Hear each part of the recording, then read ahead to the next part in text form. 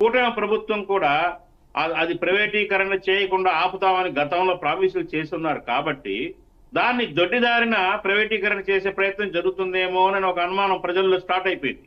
Okay. ఎందుకంటే వీళ్ళు అనకాపల్లి దగ్గర ప్రైవేట్ స్టీల్ ఫ్యాక్టరీ అండి తేబోతున్నారు అన్న వార్త వచ్చింది ప్రైవేట్ రంగం నుంచి, ప్రభుత్వ స్టీల్ ఫ్యాక్టరీ కాదు. ఇదే నిజమైతే మాత్రం రాష్ట్రంలో మరో ఉద్యమం ఖచ్చితంగా వేణునుకుంటుంది. అట్లాగే ప్రజల్లో కూడా తీవ్ర స్థాయిలో వ్యతిరేకత రావడం మాత్రం తథ్యం.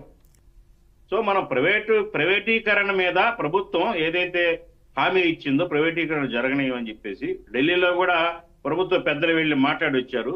ఆ మాట్లాడిన తర్వాత ఏమైందో చెప్పాలా, ఏం జరిగిందో స్పష్టం చేయటం లేదు. ప్రైవేటీకరణ జరగదు, ప్రభుత్వ ఆధ్వర్యంలోనే జరుగుతుంది, వాటికి కావాల్సిన ఫండ్స్ ఇస్తాము, మెయిన్స్ ఇస్తాము అనే ఒక స్పష్టమైన ప్రకటనని కేంద్రం నుంచి కూటమి ప్రభుత్వం మా రాష్ట్రంలో ఉన్న చంద్రబాబు నాయుడు